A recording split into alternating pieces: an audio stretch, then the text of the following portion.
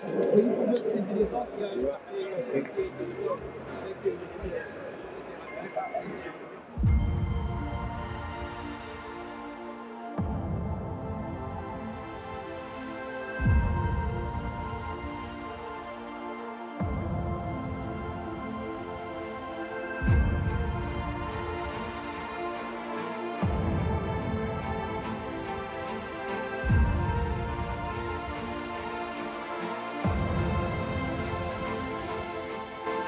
Bien, nous sommes effectivement une agence qui est à la présidence de la République et nous assurons que la vision de son Excellence, Monsieur le Président de la République, Félix-Antoine Tshisekedi Tshilombo, qui a été traduite dans le Plan national du numérique Horizon 2021, eh bien, soit matérialisée par le gouvernement.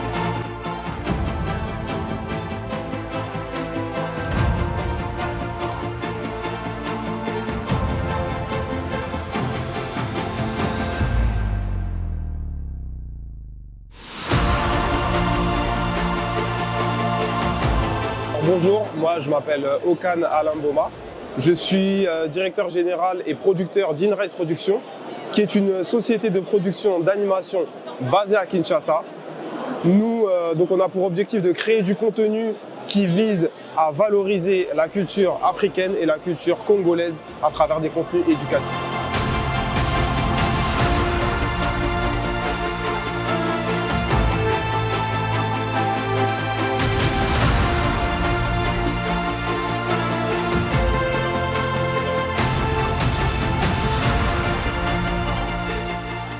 Express App aujourd'hui, c'est une solution qui permet à des millions de Congolais qui sont exclus du système financier traditionnel d'accéder à de nombreux services financiers en République démocratique du Congo.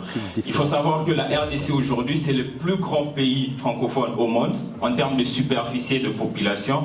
Malheureusement, moins de 10% de la population congolaise a accès aux services financiers. Et une autre contrainte que nous avons en RDC, c'est que nous avons un taux de pénétration Internet parmi les plus faibles d'Afrique. On est à moins de 25%.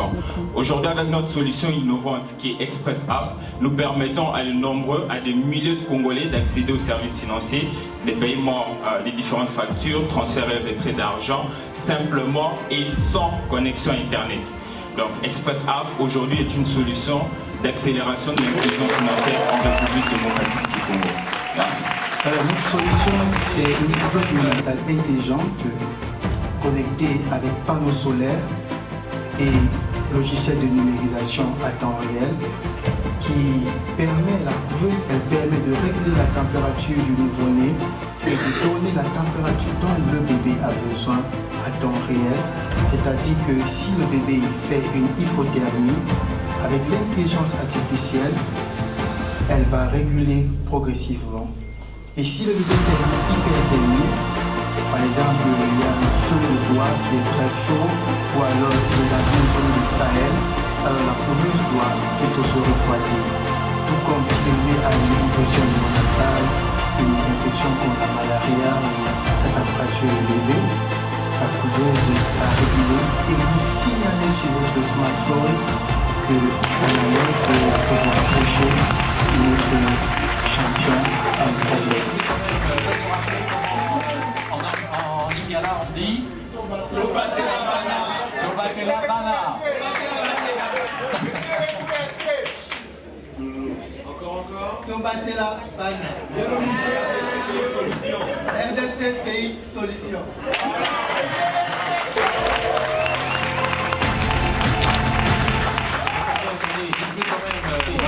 Merci beaucoup.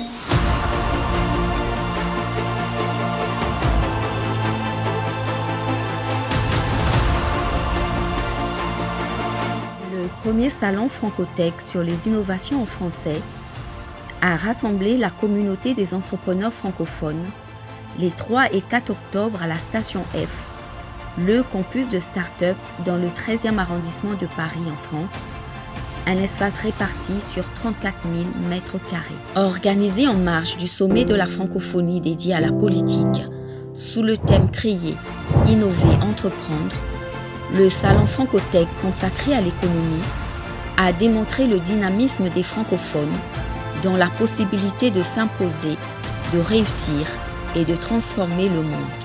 Une grande première de l'Organisation internationale de la francophonie sur 2 jours intenses d'innovation et d'opportunités business inédites avec 1500 professionnels, délégations et entrepreneurs autour de 150 exposants venus d'une centaine de pays. 48 heures au rythme des opportunités sur la croissance durable, la transition numérique, la finance responsable, autour des stratégies et partenariats bâtis pour transformer l'avenir des entreprises francophones. Le Congo est le plus grand pays francophone au monde, avec plus de 100 millions d'habitants. Malheureusement, en RDC aujourd'hui, moins de 10% de la population a accès aux services financiers. Et aujourd'hui, une autre problématique en RDC, c'est qu'on a un taux de pénétration Internet de moins de 25%. C'est à cause de ces 2 grosses problématiques que nous avons lancé Express App, qui est une application de technologie financière qui permet à plus de 50 millions de Congolais de bénéficier des services financiers. Qu'il s'agisse de transferts ou de retrait d'argent, des paiements de différentes factures et souscriptions. Aujourd'hui, nous avons lancé une phase bêta où nous avons eu une forte croissance avec plus de 3000 utilisateurs pour notre phase et un taux d'utilisateurs actifs de plus de 80%, ce qui est extrêmement exceptionnel pour un pays comme la République démocratique du Congo. Actuellement, nous sommes en phase pré-revenu, mais nous avons un ARPU par utilisateur de 2,53 $. Et d'ici 5 ans, notre objectif est d'atteindre plus de 1 million d'utilisateurs, ce qui nous permettra de générer dans cette période plus de 9 millions de dollars. Nous sommes en train de lever de fonds avec un fonds de capital dont je préfère faire le nom de 150 000 $ en précis pour une valeur de 1 million de dollars. Et avec 50 000 en fonds propres que nous avons mis sur ce projet. Aujourd'hui, Express App n'est pas qu'une simple application. C'est l'opportunité de permettre à plus de 57 millions de Congolais de bénéficier des services financiers. Ceux qui sont aussi bien en milieu urbain qu'en milieu rural, qui souffrent du manque de services, d'accès aux services financiers et des problèmes de connectivité à Internet. La particularité d'Express App, c'est qu'elle peut fonctionner sans connexion Internet, ce qui nous différencie et nous permet d'avoir un impact extrêmement important sur le ingénieur de formation et cofondateur de Express App. Je vous remercie. La délégation de la RDC à ce grand rendez-vous a été conduite par Bruno Chibangu Kabaji, directeur général par intérim de l'Agence nationale pour la promotion des investissements ANAPI et Prince Leta, directeur de cabinet du vice-premier ministre du Plan. Au stand de la RDC, la délégation de l'ANAPI a joué un rôle crucial dans la mise en avant des initiatives congolaises à travers l'accompagnement de 9 startups qui ont exposé des solutions technologiques novatrices dans divers secteurs tels que la transformation numérique, la sécurité alimentaire et l'écologie. Les entrepreneurs congolais y ont présenté leurs innovations aux visiteurs, investisseurs et personnalités publiques sous l'encadrement du ministère des Affaires étrangères et de la francophonie, de l'Agence pour le développement du numérique ADN, représentée par son coordonnateur Dominique Migisha, et de l'autorité de régulation de la Poste et des télécommunications du Congo, ARTTC.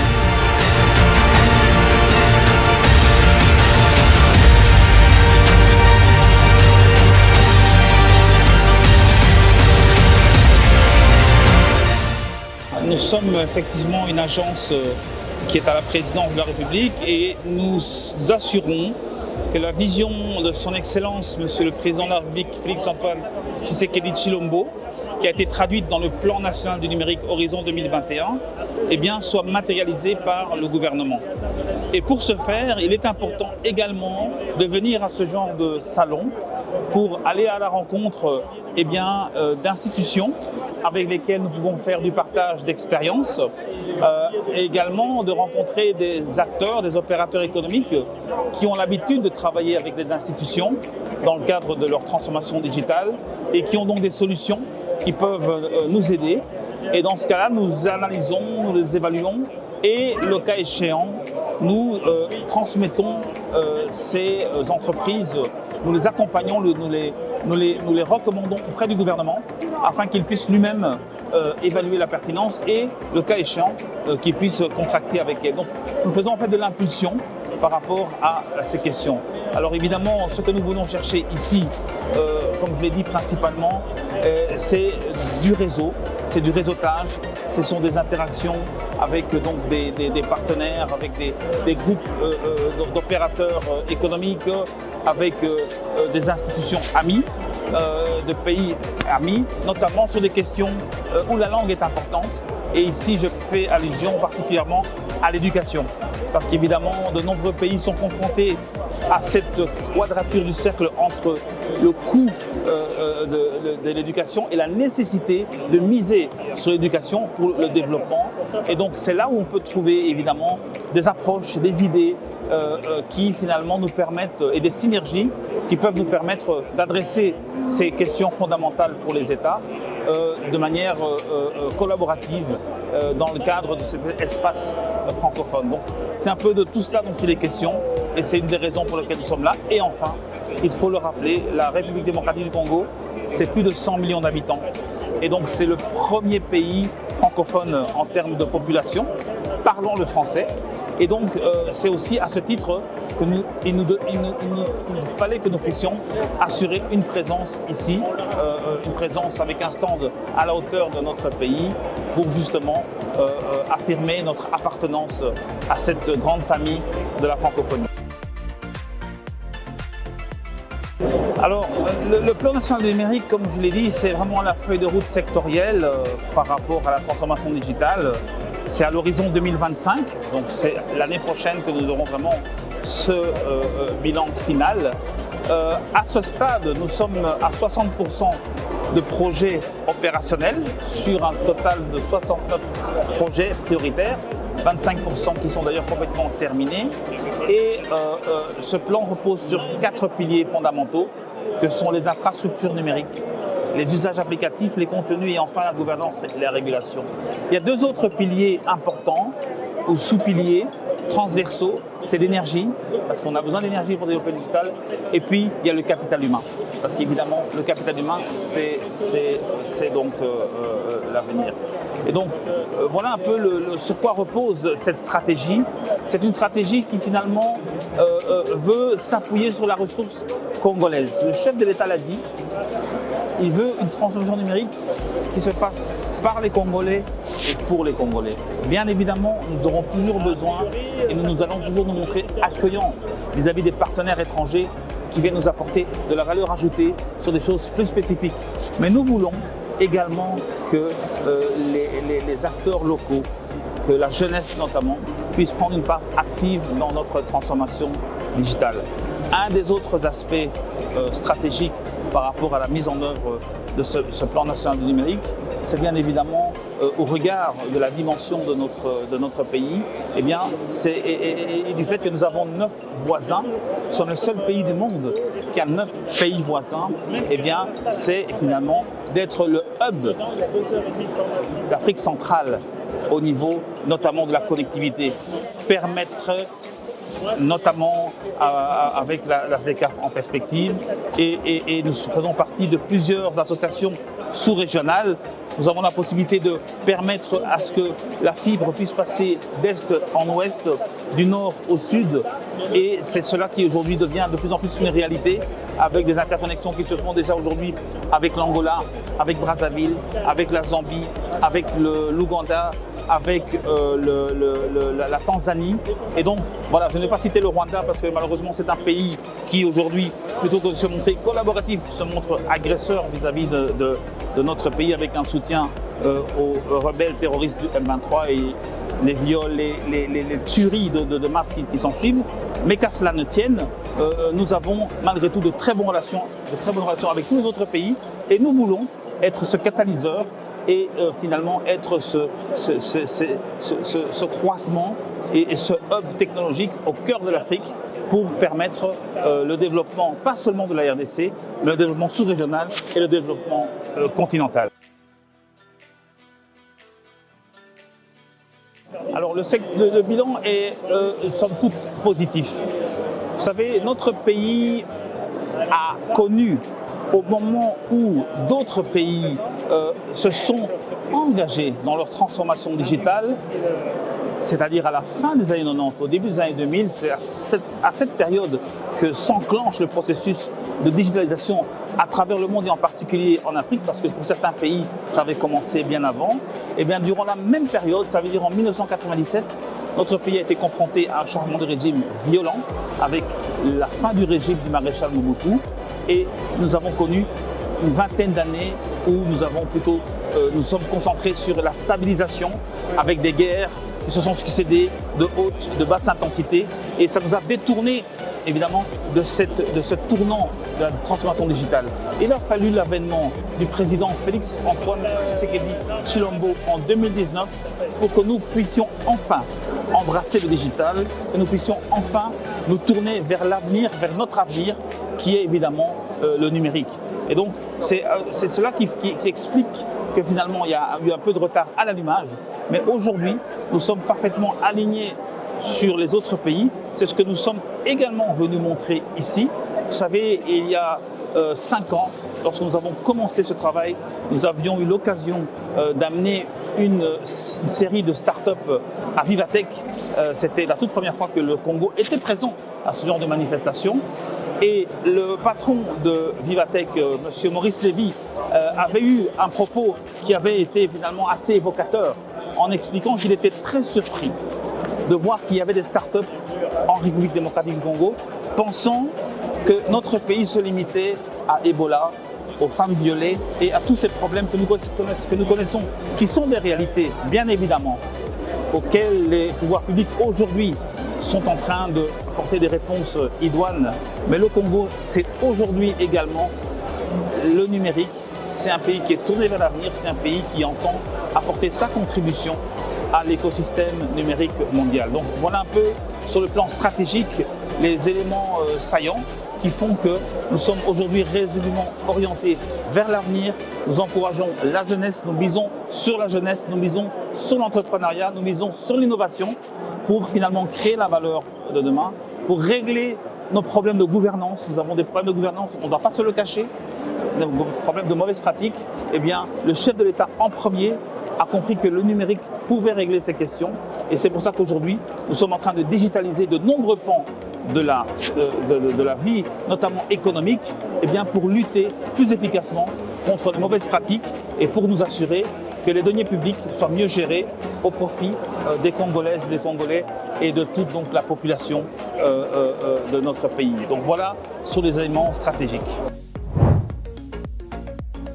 Parmi les partenaires premium de l'événement, la République démocratique du Congo s'est démarquée sur cette scène internationale par la grande superficie de son stand estampillé RDC Pays Solutions. Cela pour démontrer la richesse du pays en potentialité et en ressources humaines avec le plus grand nombre de locuteurs francophones. La RDC a brillé sur cette même scène par la victoire ex-aequo de ces deux startups à la remise des prix du concours d'innovation francophone. Il s'agit d'Express App de Sadi Piapa et Kobi Kanandako de Sophonie Foka. 3 grands prix de l'innovation étaient donc à l'honneur, reflétant les défis mondiaux actuels, comme la transition écologique, la sécurité alimentaire, le numérique de confiance. Une prouesse des 2 jeunes Congolais remarqués et félicités en audience le 5 octobre à Paris par le chef de l'État congolais Félix Tshisekedi. Le stand de la RDC au salon Francotech a été encore un espace de promotion du forum international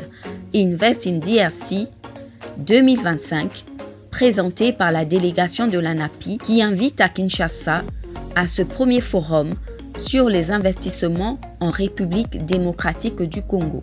Bonjour, je suis Priska Makila, je suis ingénieure en électronique industrielle et informatique appliquée. Je suis également inventrice et CEO de la startup Team Ingénierie, qui évolue dans les nouvelles technologies, la conception électronique et l'Internet des objets connectés. La vision de l'entreprise, c'est de révolutionner l'Afrique et la RDC grâce au numérique.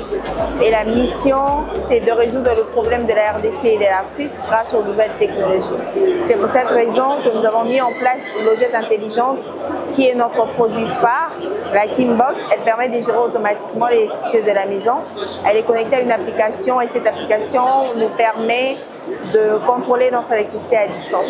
Des rencontres utiles ont eu lieu notamment entre la délégation de l'ANAPI et Business France, organisation française dont la mission est de promouvoir l'entrepreneuriat français en France et à l'international et d'accompagner les entreprises françaises dans leur démarche d'exportation à l'international. Inauguré par le président français Emmanuel Macron, le Salon Francotech s'impose comme le rendez-vous incontournable pour les acteurs économiques et les solutions innovantes francophones. Un rendez-vous d'affaires où l'internationalisation des entreprises francophones a pris un coup d'accélérateur avec des échanges stratégiques à propos des marchés d'Asie, d'Afrique, du Canada ou encore d'Europe. Une vitrine exceptionnelle pour les talents émergents, créateurs de solutions, pour relever les défis de la transition énergétique et de la sécurité alimentaire, où la RDC s'est positionnée comme un acteur incontournable de l'innovation technologique en Afrique francophone. Voilà, on les applaudit.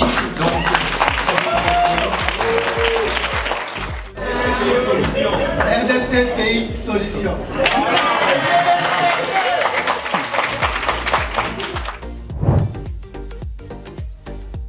Bonjour, je m'appelle Pascal Kanik, je suis cofondateur de School-Up.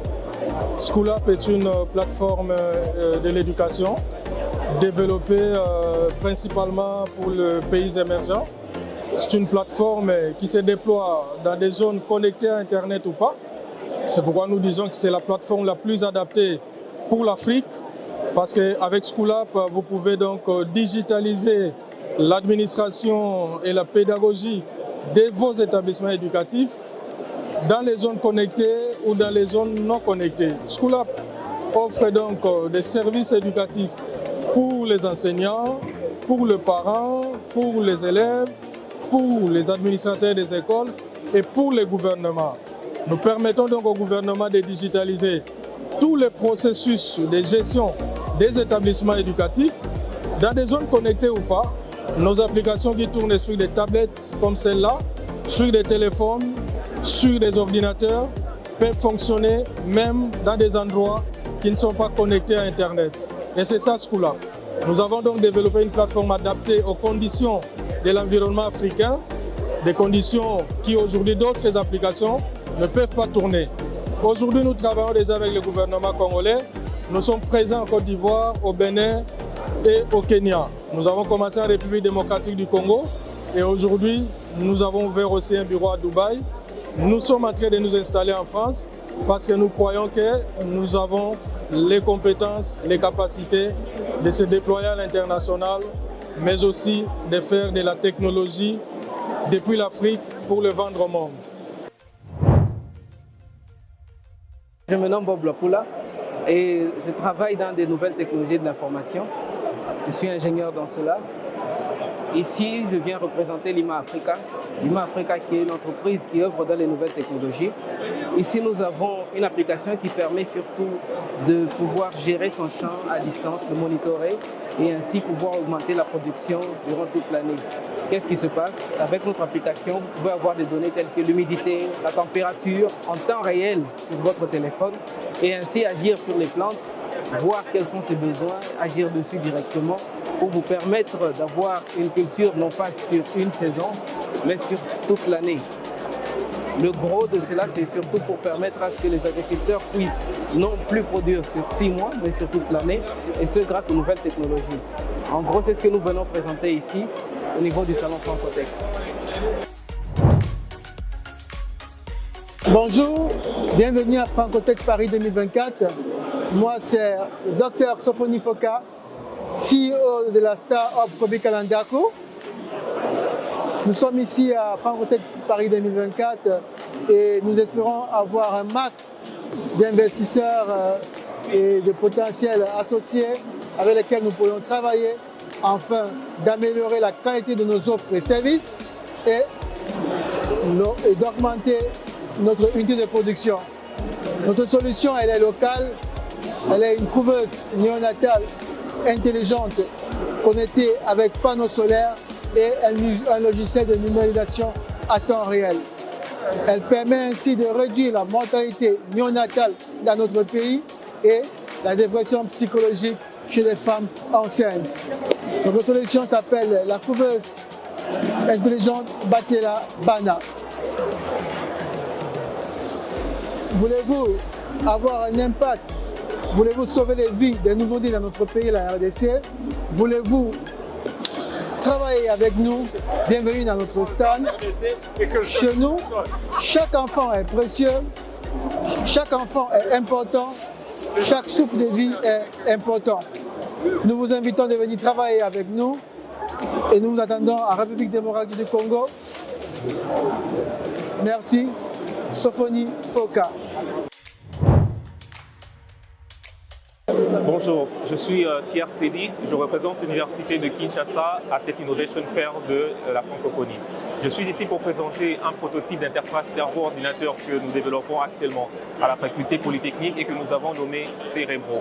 Cerebro est une interface cerveau-machine dont les fonctionnalités sont de connecter le cerveau des personnes handicapées à des systèmes robotiques pour pouvoir bypasser la difficulté pour eux d'utiliser leur système nerveux pour effectuer des mouvements avec les mains ou bien avec les pieds. Donc à partir de leur cerveau, ils peuvent envoyer des commandes directement à des appareils robotiques qui peuvent effectuer des tâches qu'ils ne sont pas capables eux-mêmes d'effectuer avec leurs mains ou leurs pieds. Cerebro que nous sommes en train de développer actuellement, nous l'avons fondé sur des solutions open source parce que les interfaces cerveau-ordinateur actuellement coûtent très cher et nous développons une solution open source low cost qui soit adaptée à la situation et au contexte socio-économique de notre pays. Actuellement, la RDC compte environ 10 millions, selon les estimations, 10 millions de personnes vivant avec handicap et on ne sait pas très bien exactement quelle est la proportion de ces personnes qui vivent avec handicap sévère. Et donc, nous développons cette solution pour pouvoir aider ces personnes et nous avons pour ambition très prochainement de pouvoir implémenter en collaboration avec les cliniques universitaires de Kinshasa, implémenter ce système pour pouvoir aider des personnes qui sont alitées pendant une très longue période à utiliser un lit robotique qu'ils peuvent contrôler à partir de leur cerveau et donner des ordres pour que le lit robotique puisse prendre une position qui leur permette de simuler la position debout. Ainsi, pour pouvoir aider certains phénomènes naturels et biologiques.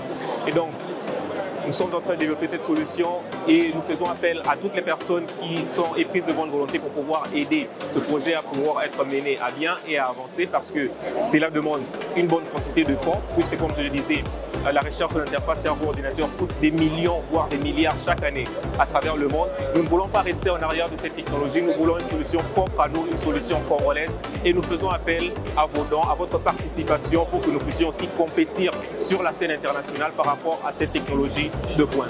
Venez nous rendre visite à la faculté polytechnique de l'Université de Kinshasa, nous vous attendons. Bonjour, bienvenue au Salon Francotech 2024. Moi c'est Winnie Kibambe Daniel, président de la start-up Musikin Distribution. Musikin est une société de distribution digitale de musique. Nous permettons aux artistes d'avoir leur musique sur les plateformes de streaming et de téléchargement légal telles que iTunes, Deezer, Spotify, Amazon et même sur des réseaux sociaux tels que TikTok et Snapchat. Nous permettons aux artistes de pouvoir percevoir leurs revenus sur les monnaies locales, notamment les mobile money. Actuellement, nous sommes médaillés d'argent en République démocratique du Congo en arts, sciences et lettres. Bienvenue au Salon Francotech 2024. Nous sommes ravis de vous rencontrer. Merci.